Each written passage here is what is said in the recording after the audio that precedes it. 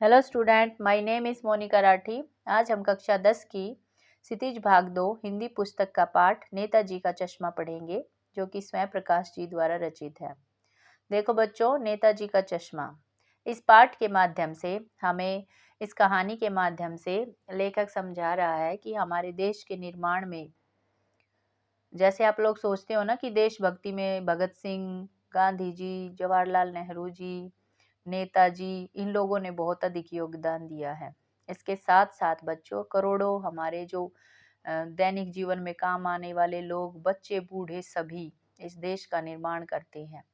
तो नेताजी के चश्मे के माध्यम से इस कहानी में हमें लेखक बताना चाहता है कि देश का निर्माण कुछ चुनिंदा लोगों से नहीं, हालांकि वो अपने जीवन में बहुत अच्छा करके जाते हैं, हमारे लिए मोटिवेशन, अभी प्रेरणा का स्रोत होते हैं, जिनसे प्रेरित होकर हम आने वाली पीढ़ियों को भी प्रेरित करते हैं।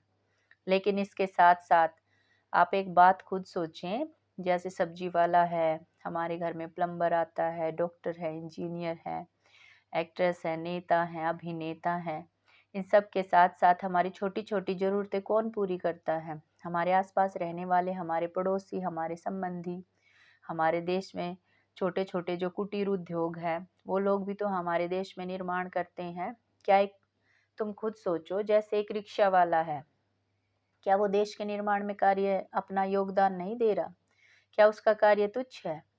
तो इस कहानी के माध्यम से हमें यह पता चलता है कि देश जो होता है वो किसी एक क्षेत्र से नहीं, वहाँ रहने वाले असंख्य लोगों से, बड़े बूढ़े बच्चे, यहाँ तक कि वहाँ की वनस्पति, वहाँ की प्रकृति, वहाँ के पहाड़, वहाँ की नदियाँ, ये सब मिलकर एक देश का निर्माण करते हैं। ये कहानी बड़ी रोचक है बच्चों, नेताजी का चश्मा। इस कहानी में क्या होता है कि ये जो कस्बा होता है ना, कस्बा बिल्कुल छोटा क्षेत्र होता है बच्चों। जैसे सबसे बड़ा क्या होता है? देश। फिर हमारे राज्य आते हैं, राज्य के अंदर हमारे ये आते हैं जिला, जिला के अंदर फिर बहुत सारे नगर पालिका, फिर हमारे गांव आते हैं, गांव में भी छोटे गांव आते हैं, फिर उससे छोटा होता है कस्बा। ठीक है।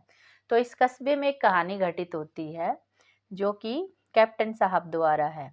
अब कैप्टन सुन के तुम्हारे दिमाग में आता होगा कि कैप्टन तो कोई लंबा तगड़ा गबरू जवान होगा, लेकिन ये कहानी उसके विपरीत है। तो चलो, मैं सारी कहानी तुम्हें यहाँ नहीं बताऊंगी, इसको हम पढ़कर अच्छे से समझते हैं। और इस कहानी के अंतर्गत या इस कहानी के द्वारा लेखक हमें किन किन क्षेत्रों की तरफ, किन किन विषयों की तरफ हमारा ध्यान आकर्षित करना चाहता है, वो भी हम समझते हैं। तो देखो, यहाँ पर हालदार साहब हैं, जो हर 15वें दिन कंपनी के काम के सिलसिले में उस कस्बे से गुजरते हैं, उनको जाना पड़ता है। ठीक है। अब कस्बा कैसा है वहाँ का, वहाँ पर क्या क्या सुविधाएं हैं, उसके विषय में बताया गया है। तो हम यहाँ से पढ़ना शुरू करते हैं। कस्बा बहुत बड़ा नहीं था जिसे पक्का मकान कहा जा सके, वैसे कुछ ही मकान, और जिसे बाजार कहा जा सके वैसा एक ही बाजार था। कस्बे में एक लड़कों का स्कूल, एक लड़कियों का स्कूल, अर्थात शिक्षा तो वहाँ पर है। एक सीमेंट का छोटा सा कारखाना, 2 ओपन एयर सिनेमा घर, मनोरंजन का भी साधन है वहाँ पर, और एक ठो नगर पालिका भी। एक ठो, दो ठो, ये बोलते हैं ना, हमारे यूपी बिहार में खासियत है इन लोगों की, 2 ठो दीजिए ना, एक ठो, 2 ठो। समझ आया यहाँ से? नगर पालिका थी तो कुछ ना कुछ करती भी रहती थी। कभी कोई सड़क पक्की करवा दी, कभी कुछ पेशाब घर बनवा दिए, कभी कबूतरों की छतरी बनवा दी, तो कभी कवि सम्मेलन करवा दिए। तो यहाँ पर देखो बच्चा, इस कस्बे में क्या क्या है? एक सीमेंट का छोटा सा कारखाना है, वहाँ पर मजदूर भी होंगे, पक्की बात है। लड़कों और लड़कियों के लिए स्कूल की सुविधा है। लोगों के मनोरंजन के लिए एक ओपन एयर सिनेमा घर, और एक ठो नगर पालिका भी है। अब नगर पालिका भी अपने आसपास के क्षेत्र के लिए कुछ कार्य करती है, तो ये नगर पालिका क्या करती है? कभी कोई सड़क पक्की करवा देती है, तो कभी पेशाब घर बनवा देती है। इसका मतलब स्वच्छता का भी वहाँ ध्यान रखा गया है। कभी कबूतरों की छतरी बनवा दी, इसका मतलब वो प्रकृति में जो पंछी हैं, जिन्हें प्यास लगती है, और वर्तमान समय में तुम्हें पता ही है पेड़ पौधे कितने कट गए हैं, तो उनके लिए वो छतरी का प्रबंध भी करते हैं। कवि सम्मेलन भी करवाते हैं, कला के पार्की भी हैं। इसी नगरपालिका के किसी उत्साही बोर्ड या प्रशासनिक अधिकारी ने एक बार शहर के मुख्य बाजार के मुख्य चौराहे पर नेताजी सुभाष चंद्र बोस की एक संगमरमर की प्रतिमा लगवा दी। किसकी प्रतिमा लगवाई बच्चों? नेताजी सुभाष चंद्र बोस, और इसी पर हमारी कहानी का शीर्षक भी है। तो किसने लगवाई थी? एक उत्साही बोर्ड या प्रशासनिक अधिकारी थे। होता है ना, कुछ लोगों को देश प्रेम राष्ट्र प्रेम अधिक ही होता है, तो वो अपने किसी पसंदीदा स्वतंत्रता सेनानी की मूर्ति लगवा देते हैं, तो इन्होंने भी लगवा दी। देखो, उनका नाम नहीं दिया गया है, ठीक है। यह कहानी उसी प्रतिमा के बारे में है, बल्कि उसके भी एक छोटे से हिस्से के बारे में है। पूरी कहानी कहाँ है? उसका एक छोटा सा हिस्सा, जिसका एक भाग के रूप में या एक स्वरूप के रूप में कैप्टन साहब भी आएंगे। ठीक है बच्चों, यहाँ तक समझ आया? तो आगे देखते हैं हम। पूरी बात तो अब पता नहीं, लेकिन लगता है देश के अच्छे मूर्तिकारों की जानकारी नहीं होने और अच्छी मूर्ति की लागत अनुमान और उपलब्ध बजट से कहीं बहुत ज्यादा होने के कारण काफी समय ऊहापोह और चिट्ठी पत्री में बर्बाद हुआ होगा। अब तुम्हें पता है प्रशासनिक कार्य कैसे होते हैं, तो उसमें ये बोल रहे हैं कि उस समय अच्छा मूर्तिकार नहीं होगा, अर्थात मूर्ति इतनी अच्छी नहीं बनी है। इसका अर्थ क्या है? मूर्ति इतनी स्पष्ट रूप से अच्छी नहीं बनी है, उसकी जो कलाकृति है वो अच्छी नहीं है। क्यों नहीं है? क्योंकि लागत, उसमें लगने वाला जो पैसा है वो बजट से बाहर था, है ना। ऊहापोह होता है ऐसे ही, मतलब टाल मटोल। चिट्ठी पत्री तुम्हें पता ही है, चिट्ठी पत्री का अर्थ यहाँ पर है कि प्रशासनिक कार्य होते तो लेटर भेजते हैं ना बेटा, लिखित रूप में कार्य अधिक होता है। और बोर्ड की शासन अवधि समाप्त होने की घड़ियों में किसी स्थानीय कलाकार को ही अवसर देने का निर्णय किया गया। अर्थात यह मूर्ति किसने बनाई है? जो आसपास हमारे होते हैं ना छोटे कलाकार, जिन्हें वो ऊंचाइयाँ, वो सम्मान, वो स्थान नहीं मिल पाता, वो अवसर नहीं मिल पाते। कुछ बच्चों को होता है ना ड्राइंग का शौक, किसी को ये मूर्ति बनाने का शौक, लेकिन उचित अवसर न मिलने के कारण वो अपने कस्बे में ही ये चीजें बनाते हैं। तो इसमें दो बातें बताई गई है, कितने पैसे नहीं थे तो वहाँ का जो स्थानीय कलाकार था उसी को बुलाकर मूर्ति बनवाई गई है।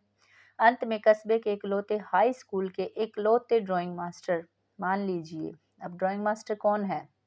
मोतीलाल जी। क्या नाम है उनका? मोतीलाल जी को ही यह काम सौंप दिया गया होगा।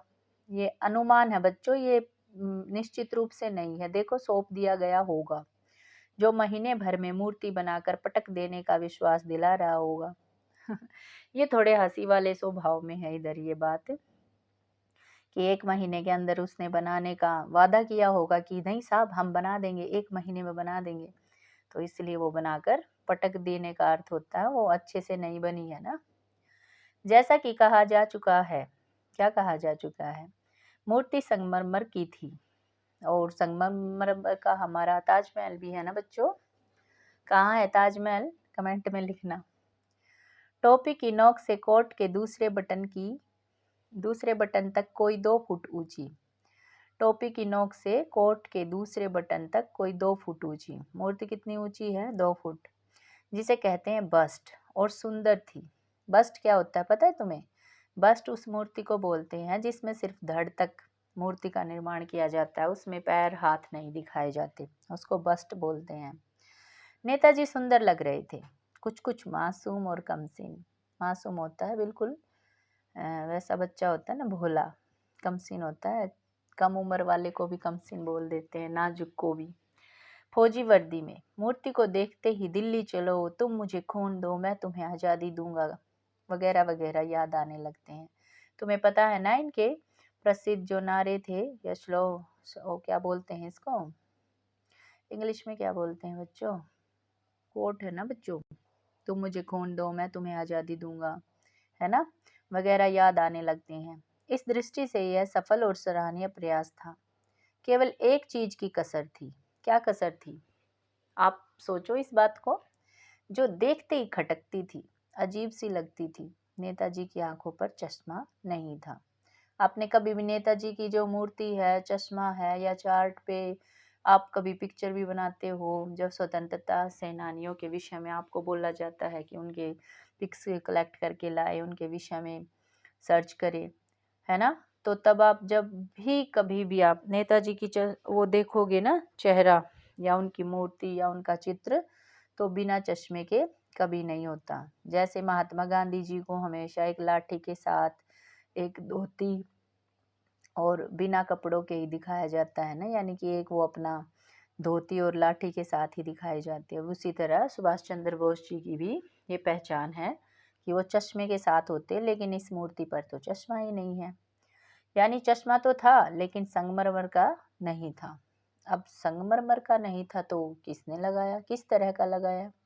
एक सामान्य और सचमुच के चश्मे का चौड़ा काला फ्रेम मूर्ति को पहना दिया गया था। देखो, जब भी हम इस तरह के प्रतिमा देखते हैं ना जो संगमरमर की बनी है, तो उस पे क्या होता है, उसी संगमरमर से बनाया हुआ चश्मा भी उस पे बनता है ना।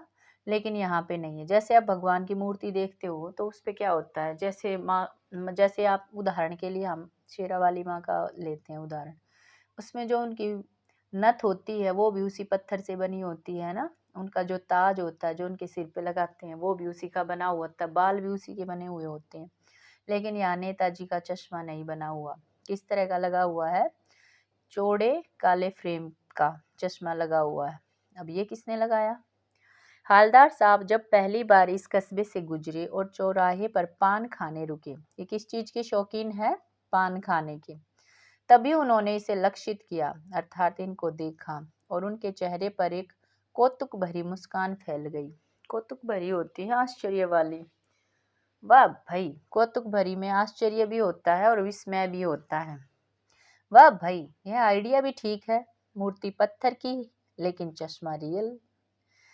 तो इनको विस्मय भी हुआ और आश्चर्य भी हुआ, अच्छा भी लगा इनको, थोड़ा सोचनीय भी था। जीप कस्बा छोड़कर आगे बढ़ गई। ये क्या, कहाँ आते? हालदार साहब पान खाने आते, और पान खाते हुए भी उन्होंने क्या देखा है? नेताजी की मूर्ति देखी है, लेकिन उस पर चश्मा कैसा है? रियल है। तो इनको अच्छा लगा। जीप कस्बा छोड़कर आगे बढ़ गई, तब भी हालदार साहब इस मूर्ति के बारे में सोचते ही रहे। क्यों सोचते रहे? ऐसा क्या था? क्या सुभाष चंद्र बोस जी को उन्होंने पहले कभी नहीं देखा होगा? देखा होगा।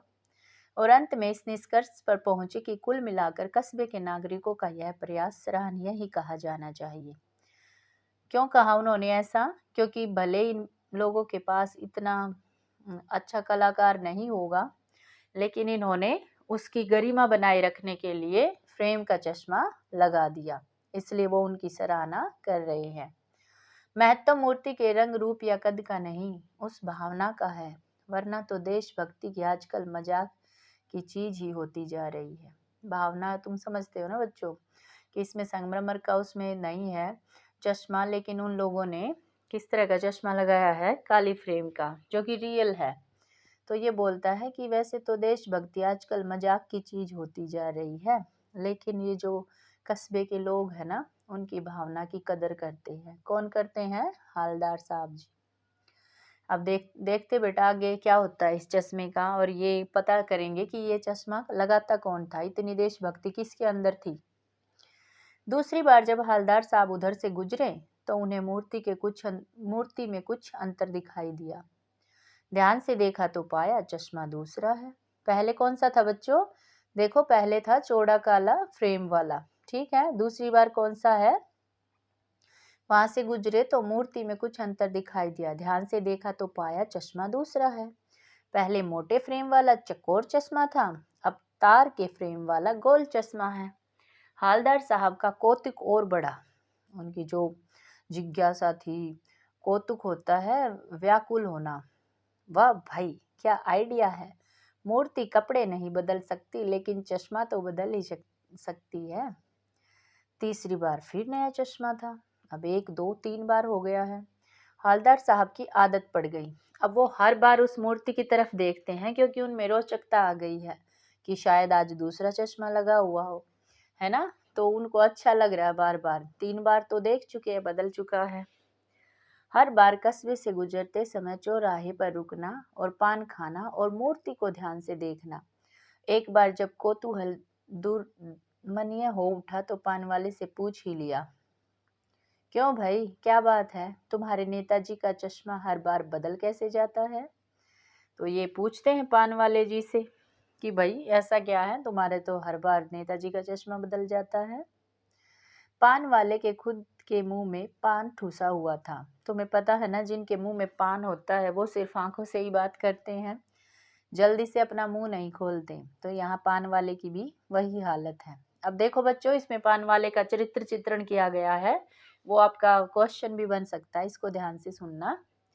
वह एक काला, मोटा और खुशमिजाज आदमी है। खुशमिजाज होता है जो सबसे हंसकर बात करता है, और कैसा है शरीर में, मोटा और काला। हालदार साहब का प्रश्न सुनकर वह आंखों ही आंखों में हंसा। मैंने बोला था ना, वो मुंह से कम और आंखों से ज्यादा बात करते हैं, या फिर अपने हाथों के एक्शन से। अपनी तोंद सॉरी बच्चों, उसकी तोंद थिरकी थिरकी मतलब ये नहीं है उसकी तोंद डांस करने लगी। आपने देखा होगा ना, जब भी मोटे लोग हंसते हैं तो उनका पेट भी साथ में हिलता है। तो ये वही है कि उनकी तोंद थिरकी। तोंद होता है पेट। पीछे घूमकर उसने दुकान के नीचे पान थूका और अपनी लाल काली बत्ती सी दिखाकर, कैप्टन चश्मे वाला करता है। लाल काली बत्ती सी से मतलब उसके सारे दांत लाल काले हो चुके हैं। पान खा खा कर बेटा क्या होता है, लास्ट में हमारे दांत काले होते हैं, और जब हम पान खाते हैं या चबाते हैं तब लाल होते हैं। तो लाल काली बत्ती सी अर्थात उनके दांत। कई बार ये होता है ना, तुम्हारे माँ बाप भी घर में बोलते हैं, तुम सीरियस नहीं रहते हो, जब देखो ये लाल लाल ही निकल रहा है पाठ को पढ़कर। तो ये बोलते बत्ती सी दिखा रही है या बत्ती सी दिखा रहा है ना। तो ये बत्ती सी दिखाना, हंसना। क्या करता है हालदार साहब, कुछ समझ नहीं पाए। चश्मा चेंज कर देता है, पान वाले ने समझाया। क्या मतलब, क्यों चेंज कर देता है? हालदार साहब अब भी नहीं समझ पाए। कोई गिराक आ गया समझो, उसको चौड़े चौखट चाहिए, तो कैप्टन किधर से लाएगा? तो उसको मूर्ति वाला दे दिया, उधर दूसरा बैठा दिया। देखो बच्चों, यहाँ पे इसने कैसे बोला है कि कोई गिराक आ गया समझो, अर्थात कैप्टन क्या करता है, चश्मे बेचता है। ये उसका वर्णन किस तरह कर रहा है कैप्टन साहब का? कैप्टन जो है वो एक चश्मा बेचने वाला है। इसके बारे में पान वाला क्या बोल रहा है, उदाहरण दे रहा है ये। कोई गिराक आ गया समझो, किसके पास आ गया गिराक? किसके पास आ गया? कैप्टन के पास। उसको चौड़े चौखट चाहिए। चौड़े चौखट घर में लगाने के लिए नहीं, आंखों पर लगाने के लिए, चश्मे। तो कैप्टन किधर से लाएगा? तो उसको मूर्ति वाला दे दिया, उधर दूसरा बैठा दिया। कि जब ये क्यों चेंज होता है, ये प्रश्न पूछ रहे ना हालदार साहब कि बार बार ऐसा क्या है भाई, कौन चेंज करता है इसको, कौन बदलता है? तो ये बोलता है वो कैप्टन बदलता है जो चश्मे बेचता है। जब नेताजी पे लगा हुआ चश्मा किसी को पसंद आ जाता है तो उसको उतार कर दूसरा लगा देता है। यहाँ तक समझ आया बच्चों तुम्हें? ओके, मैं समझ रही हूँ कि आपको समझ आ रहा है। अब हालदार साहब को बात कुछ कुछ समझ में आई, और मुझे लगता है मेरे बच्चों को तो सारी समझ आ गई है ना। चलो आगे बढ़ते हैं। एक चश्मे वाला है जिसका नाम है कैप्टन। क्या नाम है? कैप्टन। उसे नेताजी के बगैर चश्मे वाली मूर्ति बुरी लगती है, बल्कि आहत करती है। आहत होता है दुख देती है, मानो चश्मे के बगैर नेताजी को असुविधा हो रही हो। अब असुविधा तो नहीं हो रही, नेताजी तो हमेशा चश्मे के साथ ही अच्छे लगते हैं। ये पान वाला अपनी तरफ से कैप्टन के विषय में बता रहा है। इसलिए वह अपनी छोटी सी दुकान में उपलब्ध गिने चुने फ्रेमों में से एक नेताजी की मूर्ति पर फिट कर देता है। लेकिन जब कोई ग्राहक आता है, अब वो चश्मे बेचता है तो भाई पक्की बात है उसके पास भी ग्राहक आते होंगे, जैसे पान वाले के पास आते हैं, और उसे वैसा ही फ्रेम की दरकार होती है। दरकार होती है बेटा, जरूरत। तो जरूरत होती है, जैसा मूर्ति पर लगा है। तो कैप्टन क्या करता है, चश्मा वाला मूर्ति पर लगा फ्रेम संभवतः नेताजी से क्षमा मांगते हुए, शायद वो उससे माफी मांगते हुए लाकर ग्राहक को दे देता है, और बाद में नेताजी को दूसरा फ्रेम लौटा देता है। वाह भाई खूब, क्या आइडिया है। ये कौन बोल रहा है? हालदार साहब। लेकिन भाई एक बात अभी भी समझ में नहीं आई। हालदार साहब ने पान वाले से फिर पूछा, नेताजी का ओरिजिनल ओरिजिनल चश्मा कहाँ गया? पान वाला दूसरा पान मुंह में ठूस चुका था। दोपहर का समय था। दुकान पर भीड़ भाड़ अधिक नहीं थी। वह फिर आंखों ही आंखों में हंसा। उसकी तोंद थिरकी, कत्थे की डंडी फेंक, पीछे मुड़कर उसने नीचे पीक थूकी। पीक थूकना होता बेटा, जैसे पान होता है ना मुंह में, तो उसको थोड़ी मात्रा में बाहर निकालना। मुस्कुराता हुआ बोला, मास्टर बनाना भूल गया। मास्टर मैंने बताया था ना, मोतीलाल, जो कि ड्राइंग मास्टर हैं। पान वाले के लिए यह एक मजेदार बात थी। किसके लिए थी मजेदार बात? पान वाले के लिए। लेकिन हालदार साहब तो जिज्ञासु है ना, इस बात जिज्ञासु होता है किसी चीज को जानने का इच्छुक। लेकिन हालदार साहब के लिए चकित और द्रवित करने वाली थी। द्रवित होती है जो हमें दयनीय स्थिति में ले जाए, चकित आश्चर्य करने वाला। यानी वह ठीक ही सोच रहे थे। मूर्ति के नीचे लिखा, मूर्तिकार मास्टर मोतीलाल। वाकई कस्बे का अध्यापक था। बेचारे ने महीने भर में मूर्ति बनाकर पटक देने का वादा कर दिया होगा। बना भी ली होगी, लेकिन पत्थर में पारदर्शी चश्मा कहाँ, कैसे बनाया जाए, कांच वाला यह तय नहीं कर पाया होगा, है ना। तो ये जो शुरू में उन्होंने अंदाजा लगाया था ना, मैंने तुम्हें बोला था ना, यहाँ सिर्फ संभावना है, निश्चित रूप से नहीं है कि मूर्ति कैसे बनी होगी, किसने बनाई होगी। वही बात हालदार साहब के दिमाग में अब पक्की हो गई है कि उन्होंने जो सोचा था वह ठीक ही है मूर्ति के विषय में। या कोशिश की होगी, असफल रहा होगा, क्योंकि मूर्ति तो बन गई संगमरमर की। अगर कांच का चश्मा लगाए तो उसको बनाने में भी कोई असफल रहा होगा, या बनाते बनाते कुछ और बारीकी के चक्कर में चश्मा टूट गया होगा, या पत्थर का चश्मा अलग से बनाकर फिट किया होगा और वह निकल गया होगा। उफ, कितने सारे क्वेश्चन हलदार जी के दिमाग में इधर उधर घूम रहे हैं। वो कितना सोच रहे हैं उसके विषय में। हमारे स्टूडेंट भी सोच रहे हैं ना। हलदार साहब को यह सब कुछ बड़ा विचित्र और कौतुक भरा लग रहा था। इन्हीं ख्यालों में खोए खोए पान के पैसे चुकाकर चश्मे वाले की देशभक्ति के समक्ष नतमस्तक होता है जब हम किसी को दंडवत प्रणाम करते हैं ना बच्चों।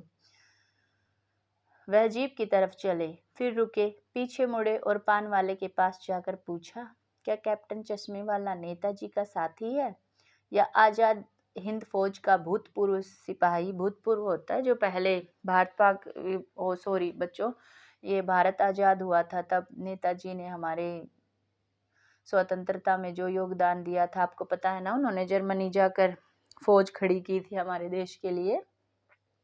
तो ये पूछ रहा है कि उस फौज का हिस्सा तो नहीं था ये। तो आगे देखते हैं ये हिस्सा था कि नहीं था। यहाँ तक समझ आया बच्चों? यहाँ पर जितने भी सवाल जवाब है सब हालदार जी के दिमाग में चल रहे हैं। और पान वाले जी का आपको पता चल गया, खुश मिजाज है, काला है, मोटा है।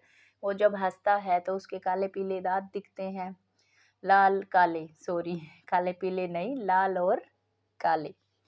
और वह आंखों से ही बातें ज्यादा करता है ना। यहाँ तक समझ आया? अब आगे देखते हैं। पान वाला नया पान खा रहा था। पान पकड़े अपने हाथ को मुंह से 1.5 इंच दूर रोककर उसने हालदार साहब को ध्यान से देखा, फिर अपनी लाल काली बत्ती सी दिखाई और मुस्कुरा कर बोला, नहीं साहब, वो लंगड़ा क्या जाएगा फौज में, पागल है पागल। वो देखो वो आ रहा है, आप उसी से बात कर लो, फोटो वोटो छपवा दो उसका कहीं। ये थोड़ा व्यंग्यात्मक सा लग रहा है ना, फोटो वोटो छपवा दो उसका कहीं, क्योंकि वो तो निस्वार्थ भाव से उसके चश्मे बदल रहा है। किसके? नेताजी के। हालदार साहब को पान वाले द्वारा एक देशभक्त का इस तरह मजाक उड़ाया जाना अच्छा नहीं लगा।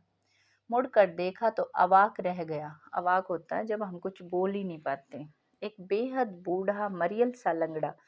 देखो बच्चों, यहाँ पर जो कैप्टन साहब है उनका जो चारित्रिक विशेषताओं के साथ साथ उनका कद काठी किस तरह की है, वो किस तरह का दिखता है, उसका वर्णन है। इसको ध्यान से सुनना, ये एग्जाम में भी आएगा। एक बेहद बूढ़ा मरियल सा लंगड़ा आदमी, सिर पर गांधी टोपी और आंखों पर काला चश्मा लगाए, एक हाथ में एक छोटी सी संदूकची होती है, एक स्मॉल बॉक्स, और दूसरे हाथ में एक बांस पर टंगे बहुत से चश्मे। तो लिए कभी कभी एक गली से निकला था और अब एक बंद दुकान के सहारे अपना बांस टिका रहा था। तो इस बेचारे की दुकान भी नहीं, फेरी लगाता है। देखो, तुम्हें वो पाठ याद है अपना? तुम्हें तुम्हारे बचपन में लेके चलती हूँ, अभी भी तुम बच्चे ही हो। मिठाई वाला, तो मिठाई वाला पाठ के अंतर्गत आप लोगों ने पढ़ा था ना फेरी वाला। फेरी वाले जो बार बार गलियों में चक्कर लगाते हैं, आइसक्रीम ले लो, पापड़ ले लो, चूड़ियाँ ले लो, है ना। तो चश्मे वाला क्या है, कैप्टन साहब क्या हैं, वो भी फेरी लगाते हैं। फेरी वालों के विषय में आपको पता होगा, इनकी कोई निश्चित जगह नहीं होती, कोई परमानेंट या स्थिर कोई दुकान नहीं होती, स्थायी रूप से ये कहीं नहीं रुकते। आज इस गांव में, आज उस शहर में, आज इस गली में, आज यहाँ, आज वहाँ, ऐसे ही घूमते रहते हैं। और तुमने मेलों में देखा होगा ना, जब आप मेलों में जाते हो तो वहां पर चश्मे कैसे लगे होते हैं। तो कैप्टन साहब भी वैसे ही अपने चश्मे लगाते हैं, और ये फेरी वाले हैं। ठीक है बच्चों। और ये यहाँ पे लिखा है ना, लंगड़ा। वर्तमान समय में हम जो डिसेबल होते हैं, जो बच्चे, उनको ऐसे नहीं बुलाते। ये पहले भी गलत था, लेकिन आज इसके लिए प्रावधान है हमारे संविधान में। हम इनको डिसेबल नहीं, इनको गिफ्टेड चाइल्ड बोलते हैं। ठीक है बच्चों। तो आगे पढ़ते हैं हम। क्या यही इसका वास्तविक नाम है? अब उसको देखा हालदार साहब ने, और वो तो चक्कर में पड़ गए कि नाम तो कैप्टन, और कैप्टन कैसा, इसे कैप्टन क्यों बुलाते हैं, ये तो नेताजी की जो फौज थी उसमें भूतपूर्व सैनिक भी नहीं है, और ये उनके मित्र भी नहीं है, तो इतना प्यार क्यों? और इनका ये वास्तविक नाम, इनका वास्तविक नाम यही है क्या? लेकिन पान वाले ने साफ बता दिया था कि अब वह इस बारे में बात करने को तैयार नहीं है। ड्राइवर भी बेचैन हो रहा था। काम था। हालदार साहब जीप में बैठकर चले गए। देखो यहाँ उनको पता नहीं चला, क्योंकि अब पान वाला कुछ भी बताने के मूड में नहीं था। अब हालदार साहब क्या कर रहे हैं? हालदार साहब अब आ नहीं रही हैं। 2 साल तक हालदार साहब अपने काम के सिलसिले में उस कस्बे से गुजरते रहे, और नेताजी की मूर्ति ने बदलते हुए चश्मों को देखते रहे। 2 साल हो गए उनको। पहले वो काले फ्रेम से स्टार्ट हुए थे देखना, उनकी दिलचस्पी बढ़ी। उन्होंने पान वाले से कैप्टन के विषय में जाना कि वह किस प्रकार का आदमी है, उनको कैप्टन क्यों बुलाते हैं, और उनकी देशभक्ति देखकर, कस्बे के लोगों का ये प्यार देखकर वो भावुक भी होते हैं, है ना बच्चों। और देखो चित्र में तुम्हें दिखाया भी गया है। और इसी प्रकार के डंडे पर लगाकर कहीं पर ये चश्मे वाले ऐसे ही अपने चश्मे बेचते हैं। आप सड़कों के किनारे भी देखते होंगे ना, जब कभी गाड़ी से, बस से आप गुजरते होंगे, तो वहां पर भी चश्मों के ऐसे ही फ्रेम रखे होते हैं। ये देखो, और ये एक पैर से अपाहिज भी हैं यहाँ पर, इनका एक पैर नहीं है। दिवंगत बोलते हैं बेटा ऐसे लोगों को, जो किसी कारणवश, दुर्घटनावश, किसी भी प्रकार से हो सकता है ना, कोई बाय बर्थ भी हो सकता है। तो 2 साल से हालदार साहब यही देख रहे हैं। क्या देख रहे हैं? हर बार जो नेताजी की मूर्ति है या प्रतिमा है, उस पर चश्मा बदला हुआ है। कभी गोल चश्मा होता है, कभी चकोर, कभी लाल, कभी काला, कभी धूप का चश्मा। देखो लाल काला कलर तुम याद रख सकते हो, क्योंकि पान वाले के दांत भी कैसे हैं, लाल और काले। ठीक है बच्चों। कभी धूप का चश्मा, कभी बड़े कांच वाला, गोगो चश्मा, पर कोई ना कोई चश्मा होता जरूर। उस धूल भरी यात्रा में हालदार साहब को कौतुक और प्रफुल्लता होती है, खुशी के कुछ क्षण, क्षण होते बेटा पल देने के लिए। वो हर बार उसको देखते हैं, क्योंकि वो रोचकता के साथ साथ देशभक्ति को भी तो प्रदर्शित कर रहे हैं। फिर एक बार ऐसा हुआ कि मूर्ति के चेहरे पर कोई भी कैसा भी चश्मा नहीं था। उस दिन पान की दुकान भी बंद थी, चौराहे की अधिकांश दुकानें बंद थी। अगली बार भी मूर्ति की आंखों पर चश्मा नहीं था। हवलदार साहब ने पान खाया और धीरे से पान वाले से पूछा, क्यों भाई, क्या बात है? आज तुम्हारे नेताजी की आंखों पर चश्मा नहीं है? पान वाला उदास हो गया।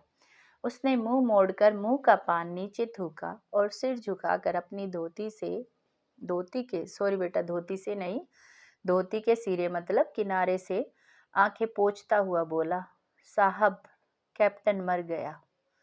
और कुछ नहीं पूछ पाए हालदार साहब।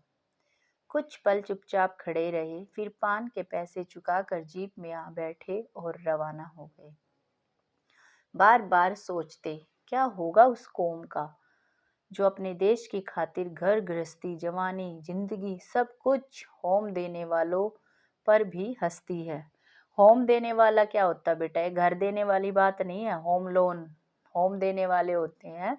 जैसे हम हवन करते हैं, जब उसमें होम डालते हैं ना, उसमें स्वाहा करते हैं, तो ये बोल रहे हैं कि उस कौम का, उस देश के लोगों का क्या होगा जो अपने देश की खातिर घर गृहस्थी, जवानी, जिंदगी, जैसे हमारे सिपाही हैं, हमारे किसान हैं, है ना, हमारे खिलाड़ी भी इसमें योगदान देते हैं, हमारे जो जवान हैं, हमारे देश के अंदर भी तो प्रॉब्लम होती हैं, तो हमारे पुलिस वाले हैं जो हमारी रक्षा करते हैं, घर के भीतर भी तो झगड़े होते हैं, तो देश के अंदर भी तो प्रॉब्लम्स होती हैं, लोगों के झगड़े हो जाते हैं आपस में।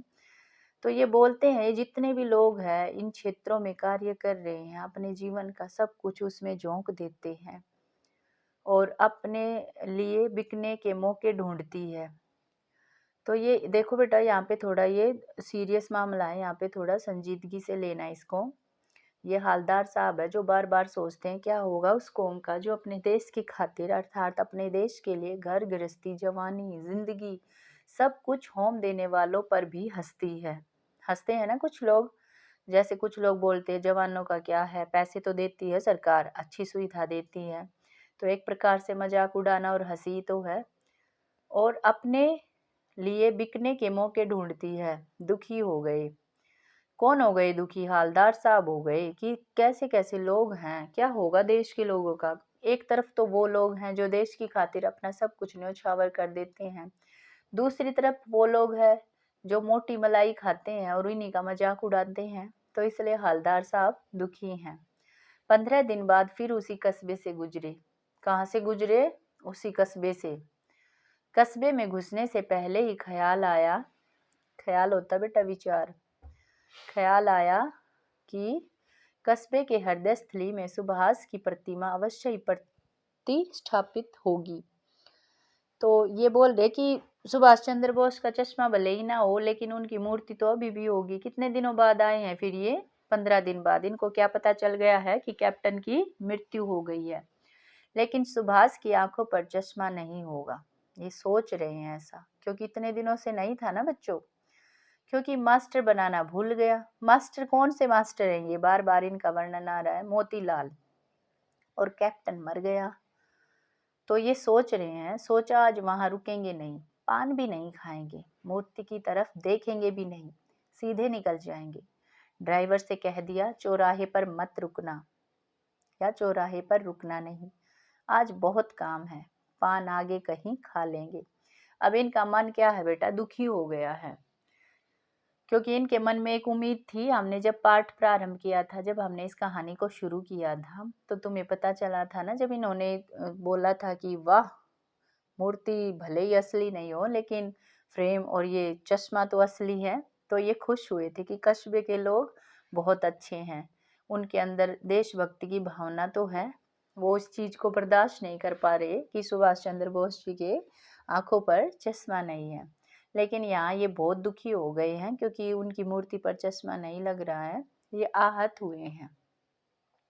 तो ये बोल रहे पान भी आगे कहीं खा लेंगे, लेकिन आदत से मजबूर। अब इनको तो रोचकता थी उसमें और इनकी आदत बन गई थी।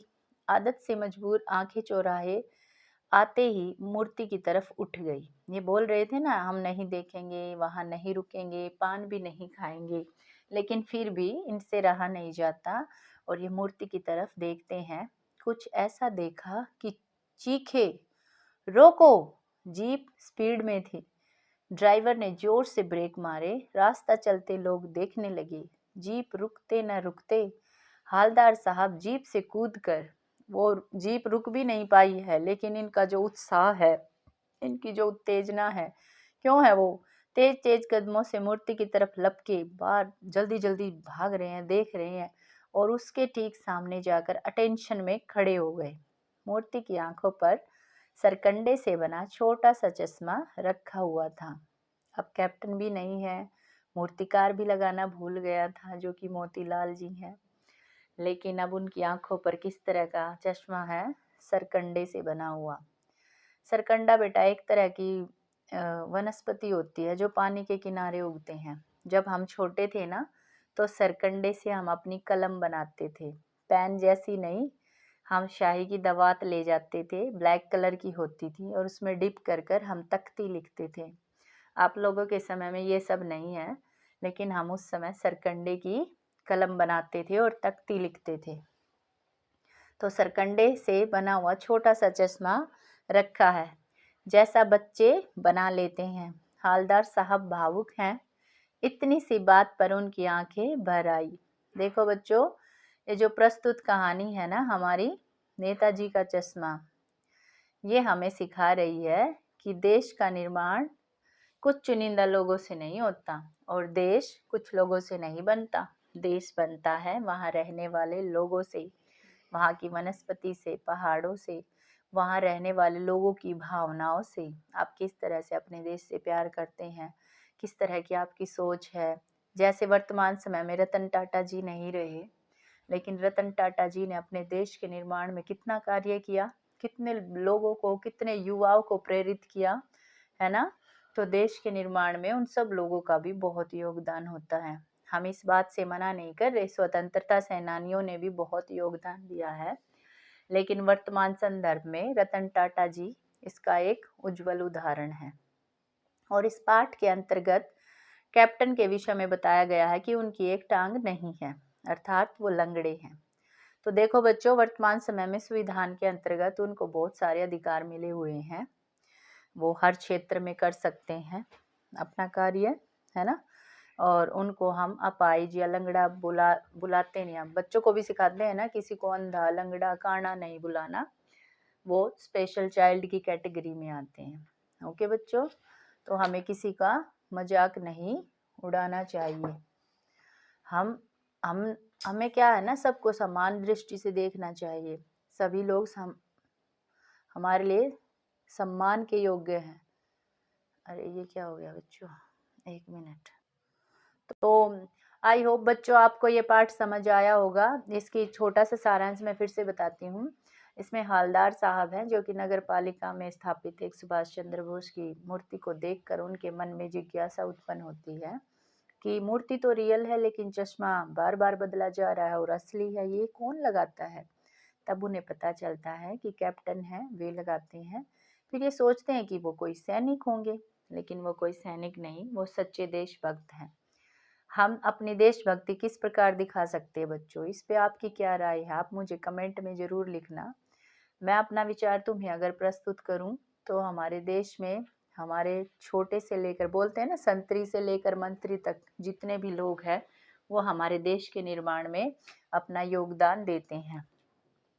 जवान भी देते हैं, जैसे सरहदों पर हमारे जो जवान हैं वो भी हमारे देश के निर्माण में योगदान देते हैं। लेकिन इसका अर्थ यह नहीं है कि मोची हमारी डेली यूज़ में, जैसे तुम्हारा जूता फट जाता है या टूट जाता है तो मोची उसकी मरम्मत करता है ना। तो वो भी किसी ना किसी रूप में हम अपने देश में निर्माण ही तो कर रहे हैं। अगर हम अपने लोगों की ज़रूरतें पूरी कर रहे हैं तब भी हम अपने देश के निर्माण में योगदान दे रहे हैं। और हमारे देश में प्रत्येक नागरिक अपने देश को आगे बढ़ाने में योगदान देता है।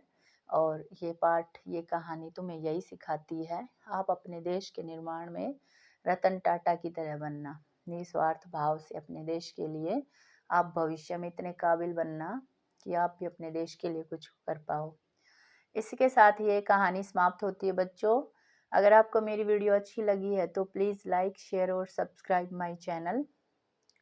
और अगर आपको कोई और पाठ पढ़ना है या किस तरह का मेरा कंटेंट लगा, आप मुझे कमेंट में ज़रूर लिखना। आई होप आपको ये कहानी अच्छे से समझ आई होगी। धन्यवाद।